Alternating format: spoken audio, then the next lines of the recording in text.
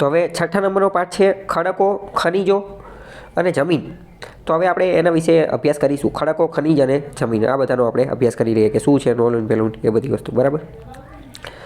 તો સૌથી પહેલાં વાત કરીએ કે પૃથ્વીની ભૂસપાટી. ભૂસપાટી એટલે તમે શું સમજો? ચલો કહેવો તો. ગમે ત્યારે ભૂસપાટી આવે એટલે સમજવાનું કે પૃથ્વી ઉપર આવેલી બધી વસ્તુ જે છે એ પૃથ્વીની જમીન ઉપર જે આવેલું છે એ બધું, નદી, પર્વત, તળાવ, ઉચ્ચ પ્રદેશ, મેદાન, આ બધી વસ્તુ પહેલી વસ્તુ. બીજી વસ્તુ, ગમે ત્યારે ભૂસપાટી શબ્દ આવે તો વિચાર લેવાનું કે ભૂસપાટી એટલે કે લિથોસ્ફિયરની વાત કરે છે, એટલે કે મૃદાવરણની વાત કરે છે. લિથોસ્ફિયર અને મૃદાવરણ અને ભૂકવચ, આ બધા એક જ વસ્તુના અલગ અલગ નામ છે. તો આ બધા કીવર્ડ તમારા મગજની અંદર આવી જવા જોઈએ. તો ભૂસપાટી ઉપર ઘન અને પ્રવાહી પદાર્થના વિશાળ આવરણો આવેલા છે. ઘન અને પ્રવાહી તો કે નદી જે છે એ પ્રવાહી છે, પર્વત ને ઉચ્ચ પ્રદેશ ને મેદાન ને એ બધું ઘન છે. હિમ નદીઓ તો કે એ પ્રવાહી છે. બરાબર. પૃથ્વીનો ઉપરનો પોપડો જે છે એ ઘન પદાર્થનો બનેલો છે, એ આપણને ખ્યાલ જ છે. એને જ લિથોસ્ફિયર કહે છે. લિથોસ્ફિયર એટલે કે મૃદાવરણ. એક એવું નક્કર પદાર્થનું બનેલું છે જેને ખડક કહે છે. બરાબર. આ કારણે જ ઉપરના પોપડાને મૃદાવરણ કે ખડકાવરણ પણ કહે છે. તો એ આપણે ખબર પડી ગઈ કે મૃદાવરણનું જ બીજું નામ શું છે કે ખડકાવરણ. હવે મોસ્ટ ઇમ્પોર્ટન્ટ, આપણા પાઠનું પહેલું જે ટાઇટલ છે ખડક. તો પહેલાં તો ખડક એટલે શું એની વ્યાખ્યા તમને ખબર હોવી જોઈએ, એની ડેફિનેશન તમને ખબર હોવી જોઈએ. તો કે ખડક એટલે કે રોક. ખડકને ઇંગ્લિશમાં કહેવાય રોક.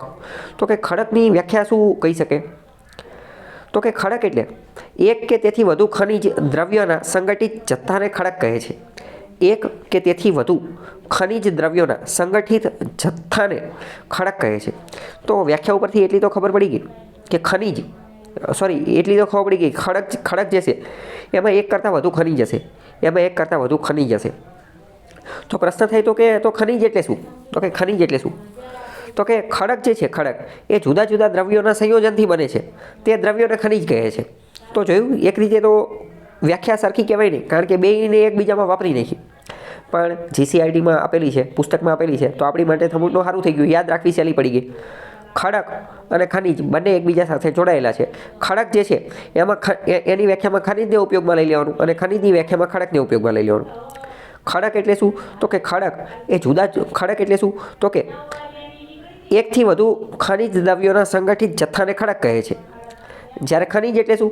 તો કે ખડકો જુદા જુદા દ્રવ્યોના સંયોજનથી બને છે અને એ દ્રવ્યોને, એ જુદા જુદા દ્રવ્યો જે છે એને ખનિજ એટલે કે મિનરલ્સ કહે છે. બરાબર. હવે ખડક જે છે ને એના અલગ અલગ પ્રકાર પડે. આ પ્રકાર કોના આધારે પડે? તો કે ખનિજનું નિર્માણ કેવી રીતે થયેલું છે, એનું મેન્યુફેક્ચરિંગ, એનું પ્રોડક્શન, એનું નિર્માણ કેવી રીતે થયેલું છે, એ બનેલા છે કઈ રીતે, એના આધારે એના 3 પ્રકાર પડે. કયા કયા? એક તો આગ્નેય ખડક. આગ્નેય ખડકને ઇંગ્લિશમાં કહેવાય ઇગ્નિશિયસ રોક્સ. આગ્નેય ખડકનું બીજું નામ છે અગ્નિકૃત ખડક. નામ ઉપરથી ખબર પડે કે એનો લેવા દેવા અગ્નિ સાથે હશે. બીજા નંબરનું છે પ્રસ્તર ખડક. ત્રીજા નંબરનું છે રૂપાંતરિત ખડક. રૂપાંતરિત ખડકને કહેવાય મેટામોર્ફિક રોક્સ. બરાબર. બધાને આપણે ડિટેલમાં જોઈ લઈએ. બરાબર. પ્રસ્તર ખડકને કહેવાય સ્ટ્રેટિફાઈડ રોક્સ. બરાબર. હવે બધા આપણે જોઈએ ડિટેલમાં શું છે ઓલું પેલું. સૌથી પહેલાં આપણે વાત કરીએ કે અગ્નિકૃત ખડકો ઇગ્નિશિયસ રોક્સ. તો નામ ઉપરથી જ ખબર પડે છે કે અગ્નિ જેવા હશે. તો ક્યારે બનેલા હતા? તો આપણે બહુ પહેલાં જ વાત થઈ ગઈ છે કે પૃથ્વી જે છે ને એ પહેલાં ગરમ ધગધગતો ગોળો હતી. પછી ઘણો બધો વરસાદ પડ્યો એટલે કે પૃથ્વીનું ઉપરનું પડ જે છે એ ઠરી ગયું, પરંતુ અંદર તો હજી ધગધગતો ગોળો જ છે. તો પૃથ્વીનું પેટાળ તો હજી ગરમ જ છે. પૃથ્વીનું પેટાળ જે છે એ હજી ગરમ છે. તો પૃથ્વીનું પેટાળ ગરમ હોવાથી તેનું લાલચોળ તત્વ જે મેગ્મા એ વિવિધ રૂપે ઠરવાથી બનતા ખડકોને આગ્નેય ખડકો તરીકે ઓળખવામાં આવે છે. એટલે કે ઇન શોર્ટ, પૃથ્વીનું જે પેટાળ જે છે એ ગરમ છે અને એમાંથી જે અલગ અલગ મેગ્માને તત્વોને બધું નીકળે અને એના કારણે જે ખડકો બન્યા એને કહેવાય આગ્નેય ખડકો. એવું પણ કહી શકાય કે વોલ્કેનિક એક્ટિવિટીના કારણે એ લાવાને બધું બહાર નીકળે અને એના કારણે જે ખડકો બને એને પણ આગ્નેય ખડકો કહેવાય. તો ઇન શોર્ટ, સૌ પ્રથમ આ ખડકોની જ ઉત્પત્તિ થઈ હતી. એટલે આને પ્રાઇમરી રોક્સ, પ્રાથમિક ખડકો પણ કહે છે. ખ્યાલ આવ્યો? ફરીથી કહું, પૃથ્વીના પેટાળમાં જે લાવા રહેલો છે, મેગ્મા રહેલો છે, લાવા નો કહેવાય, લાવા તો બહાર આવે તો પછી એને લાવા કહેવાય. પૃથ્વીની આ પેટાળની અંદર જે મેગ્મા રહેલો છે એ ઠરવાથી જે પ્રથમ જ પ્રકારના જે ખડક બન્યા એને આગ્નેય ખડકો કહેવાય. સૌ પ્રથમ એ બન્યા હતા એટલે એને પ્રાથમિક ખડકો પણ કહે છે. પહેલી વસ્તુ. ચલો હવે બીજી વસ્તુ, આ ખડકો જે છે, ચલો હું તમને એક ક્વેશ્ચન પૂછું. આ ખડકો જે છે એની અંદર જીવાશ્મ અથવા તો એની અંદર સજીવો પશુ પંખીઓ અથવા તો એમાં જે છે એ માઇક્રો ઓર્ગેનિઝમ સજીવો જે છે એના કોઈ અવશેષો જોવા મળતા હશે કે નહીં મળતા હોય? વિચારીને કહેવું તો. ઓકે, નહીં મળતા હોય. કેમ નહીં મળતા હોય? રાઈટ, કારણ કે અત્યંત ગરમ છે, લાવામાંથી અને મેગ્મામાંથી બનેલા છે, તો એટલી ગરમીમાં ક્યાંથી જીવિત રહી શકશે? એટલે આમાં કોઈ પણ પ્રકારનું જીવાશ્મ જોવા મળતું નથી. વિધાનવાળા વાક્યમાં પૂછી દેશે.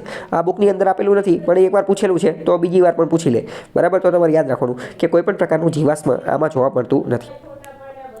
બીજી વાત કરીએ કે હવે આગ્નેય ખડક જે છે એના પાછા બે પ્રકાર છે. આગ્નેય ખડક જે છે એના પાછા બે પ્રકાર છે. કયા કયા?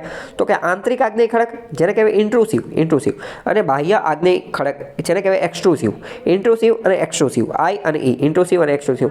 આંતરિક ખડક અને બાહ્ય ખડક. આંતરિક ખડક જે છે એના પાછા બીજા બે પ્રકાર છે. અંતસ્થ પાતાલીય કે જેને પ્લુટોનિક કહેવામાં આવે છે, અને બીજું છે મધ્યસ્થ કે જેને હાઇપલબાઇસાલ કહેવામાં આવે છે. બરાબર, તો અંતસ્થ અને મધ્યસ્થ બે પ્રકારના છે. હવે આપણે સમજીએ કે શું છે અને એ બધી વસ્તુ. બરાબર, આકૃતિ આપેલી છે, તો આકૃતિમાં આગ્નેય ખડકોના સ્વરૂપો, આગ્નેય ખડક એક રીતે કેવી રીતે બને છે એ પણ અહીંયા આપેલું છે. મેગ્મા જે છે, મેગ્મા પૃથ્વીના પેટાળની અંદર જે મેગ્મા રહેલો છે, તો એ મેગ્મા ધીમે ધીમે બહાર નીકળે. બરાબર, અને જે ખડકોની રચના થાય એને જ આગ્નેય ખડકો, ઇગ્નિશિયસ રોક્સ કહે છે. અગ્નિમાંથી જે બને, અગ્નિ એટલે અહીંયા કઈ તો કે મેગ્મા એટલે કે અગ્નિ. બરાબર, ચલો હવે આપણે અહીંયા જે જોયું કે ભાઈ આંતરિક આગ્નેય ખડક, તો આંતરિક આગ્નેય ખડકનો મતલબ શું? આ આંતરિક એટલે કે અંદરની અંદર જ પૃથ્વીના પેટાળમાં જ બની ગયા છે, પૃથ્વીના પેટાળમાં અંદરની અંદર જ બની ગયા છે, એટલે એને આંતરિક ખડક કહેવાય. બાહ્ય આગ્નેય ખડકનો મતલબ શું? એ બહાર બનેલા છે, એટલે તો જો શું લખ્યું? જ્વાળામુખી, વોલ્કેનિક. જ્વાળામુખી, કારણ કે જ્વાળામુખી ફાટશે ત્યારે તો બધું બહાર આવશે ને, જ્વાળામુખી ફાટશે ત્યારે તો બધું બહાર આવશે, તો એને જ આપણે જોઈ શકીશું. આંતરિક ખડકો છે ઇન્ટ્રુસિવ, અંદરની અંદર બની ગયા છે, એને તો આપણે જોઈ જ નહીં શકીએ. જો જ્વાળામુખીથી બનેલા હશે તો એ બહાર બનેલા છે, તો એ બાહ્ય બની જશે. બરાબર, આંતરિક અંદરની અંદર બનેલા છે. હવે અંદરની અંદર એ કેવા હોય તો કે અંદર પાતાળમાં બન્યા હોય, પૃથ્વીના એકદમ કોરની અંદર. આપણે ક્રસ્ટ, મેન્ટલ અને કોર સમજી ગયા છીએ, તો એકદમ કોરમાં બન્યા હોય તો અંતસ્થ.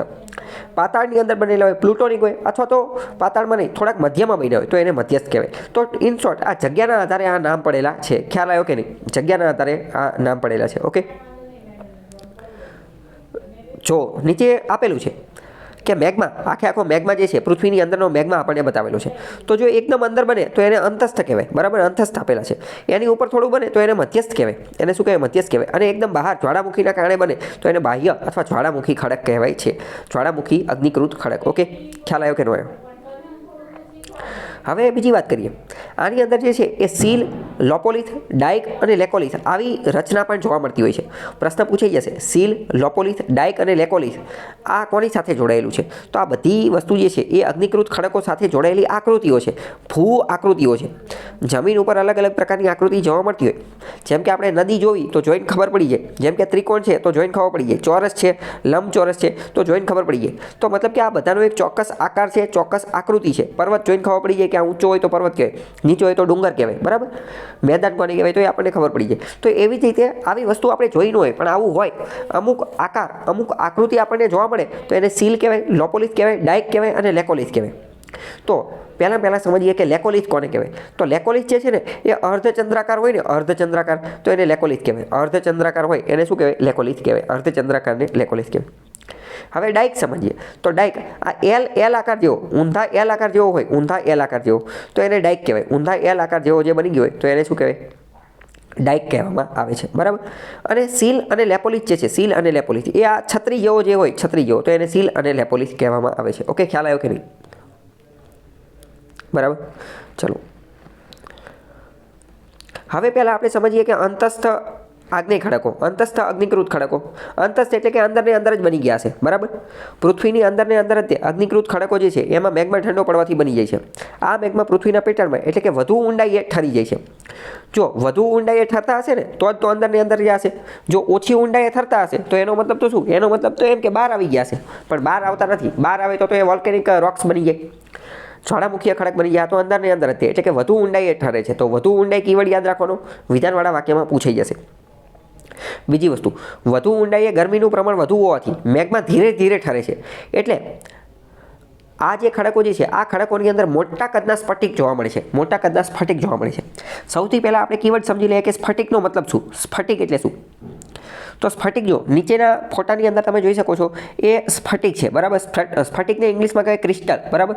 જો અલગ અલગ સ્ફટિક જે છે એ નીચે તમે જોઈ શકો છો. નીચે ચલો કોઈ એકાદા એક મિનિટ, ચલો હું તમને પેજ નંબર 12ની અંદર આવી જાઓ. પેજ નંબર 12ની અંદર તો પેજ નંબર 12ની અંદર જો અમુક તમને સફેદ ભાગ દેખાય છે, અમુક તમને કાળો ભાગ દેખાય છે. સફેદ ભાગ જે છે અમુક જગ્યાએ મોટો દેખાય છે, અમુક નાનો દેખાય છે, અમુક આ ભૂખરા જેવો કલર દેખાય છે, અમુક રેડિશ લાલ પ્રકારનો અલગ અલગ પ્રકારના કલર દેખાય છે.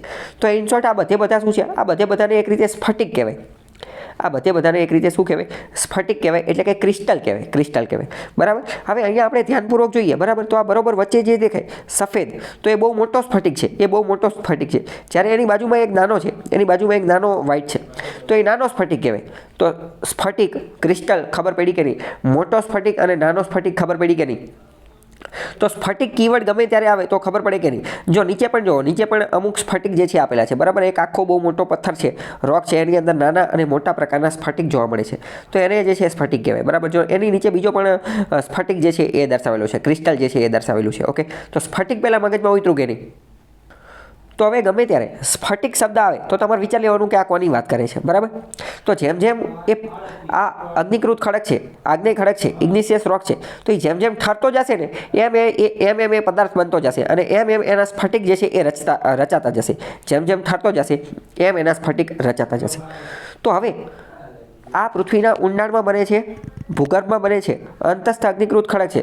તો એમાં વધુ ઊંડાઈમાં ગરમીનું પ્રમાણ વધુ હોવાથી, જ્યાં ગરમી વધુ હોવાથી, ચલો હવે તમે વિચારો. ચલો તો હવે મારો પહેલા પ્રશ્ન એ છે કે આ અંદરની અંદર બને છે, તો આને ઠરતા વાર લાગશે કે ઓછી વાર લાગશે કે ઝડપથી ઠરી જશે? વિચારીને કહો તો પહેલાં તમે. એને ઠરતા વાર લાગશે. કેમ? કારણ કે અંદરનું તાપમાન તો ઓલરેડી વધારે જ છે, અંદર તો ઓલરેડી ગરમી છે જ તે, તો એને ઠરતા વાર લાગશે. તો ઠરતા વાર લાગશે એટલે શું થશે? એટલે સ્ફટિકો મોટા કદના બનશે. આ વાક્ય હવે તમે સમજી શક્યા કે ન સમજી શક્યા? મોટા કદના સ્ફટિકો શા માટે બનશે? કેમ? કારણ કે જે છે એ ખડકો એ ગરમી જે છે, ગરમીનું પ્રમાણ વધારે હશે અને એના કારણે મોટા કદના સ્ફટિકો જોવા મળશે. ખ્યાલ આવ્યો? કારણ કે ઠરતા વાર લાગશે એટલે, ઓકે. તો હવે જે ગ્રેનાઇટ ખડક છે, ગ્રેનાઇટ ખડક એ અંતસ્થ આગ્નેય ખડકનું ઉદાહરણ છે. પ્રશ્ન પૂછી જશે કે ઉદાહરણ બધાને યાદ રાખવાના છે, તો આ તો ગોખવું જ પડે. ગ્રેનાઇટ એ અંતસ્થ આગ્નેયકૃત ખડકનું ઉદાહરણ છે. દક્ષિણ ભારતનો ઉચ્ચ પ્રદેશ જે છે, રાજસ્થાન અને મધ્યપ્રદેશનો જે એ બધી જગ્યાએ આવા અંતસ્થ ખડકો જોવા મળે છે. ચલો દક્ષિણ ભારતના ઉચ્ચ પ્રદેશમાં તો જોવા મળશે જ તે, કારણ કે દક્ષિણ ભારત જે છે એ આખો વોલ્કેનિક એક્ટિવિટીથી જ બનેલો છે, બરાબર. હવે એ પ્રશ્ન થાય કે ભાઈ વોલ્કેનિક એક્ટિવિટીથી બનેલો છે તો એ બાહ્ય ખડક બની જવો જોઈએ અથવા જ્વાળામુખીય ખડક બની જવો જોઈએ અને બાહ્ય ખડક બની જવો જોઈએ. તો એ આ અંતસ્થ ખડક કઈ રીતે બનશે? તો તમે વિચારો કે જે બહાર બનેલો હશે, બરાબર, તો એ બાહ્ય ખડક હશે, એ બાહ્ય ખડક હશે, પરંતુ સાથે સાથે એની સાથે અંદર ને અંદર પણ રહેલો તો હશે જ ને. એક મિનિટ.